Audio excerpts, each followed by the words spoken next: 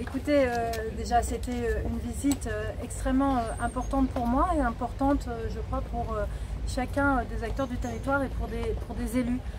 Donc je suis ravie d'avoir pu la faire, d'avoir pu prendre le temps de ces échanges, de cette compréhension aussi, parce qu'on a parfois beaucoup d'idées reçues et beaucoup de craintes. Je crois que c'est très important et on l'a tous vu, on l'a tous dit, on l'a tous entendu, de voir qu'il y a beaucoup d'évolutions très positives qui ont eu lieu ces dernières années, ces derniers mois, et que tous les acteurs aujourd'hui ont bien compris que chacun avait intérêt et qu'il était important pour l'identité de la Réunion de pouvoir favoriser, reconnaître le créole, favoriser son apprentissage, et que loin d'être un frein, ça pouvait au contraire contribuer à la réussite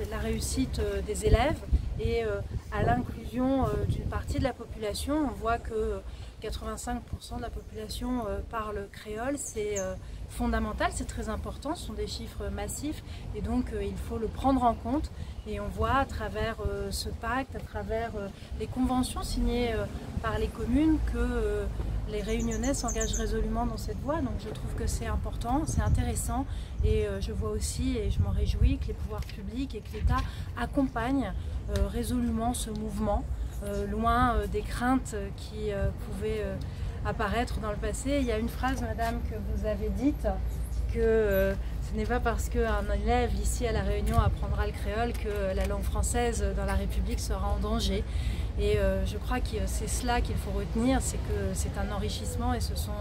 des ajouts, des atouts, et non pas un rétrécissement ou une concurrence.